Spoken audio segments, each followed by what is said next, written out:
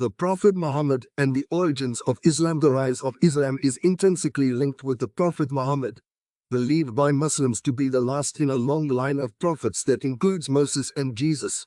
Because Muhammad was the chosen recipient and messenger of the word of God through the divine revelations, Muslims from all walks of life strive to follow his example. After the Holy Quran, the sayings of the Prophet Hadith, and descriptions of his way of life Sunnah, are the most important Muslim texts. Muhammad was born into the most powerful tribe in Mecca, the Quraysh, around 570 AD. The power of the Quraysh derived from their role as successful merchants. Several trade routes intersected at Mecca, allowing the Quraysh to control trade along the west coast of Arabia, north to Syria, and south to Yemen. Mecca was home to two widely venerated polytheistic cults whose gods were thought to protect its lucrative trade. After working for several years as a merchant, Muhammad was hired by Khadija, a wealthy widow, to ensure the safe passage of her caravans to Syria. They eventually married when he was roughly 40. Muhammad began having visions and hearing voices, searching for clarity. He would sometimes meditate at Mount Hira, near Mecca. On one of these occasions, the Archangel Gabriel, Jibreel in Arabic, appeared to him and instructed him to recite in the name of your Lord. This was the first of many revelations that became the basis of the Quran, the holy book of Islam.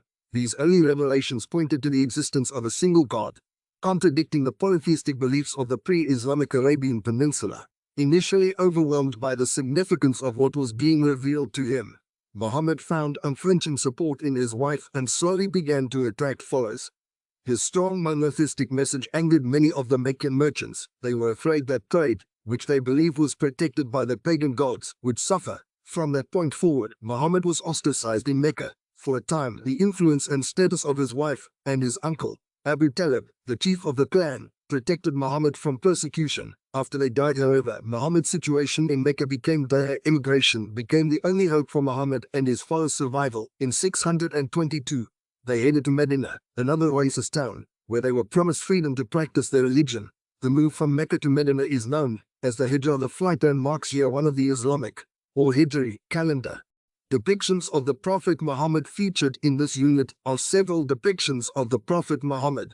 These portrayals, while somewhat rare, are not unheard of, as there were, and still are, many different attitudes toward depicting the Prophet, and humans in general, in the Islamic world. These attitudes vary dramatically from region to region and throughout history. The societies that produced the works discussed here are among those that allowed the depiction of the Prophet.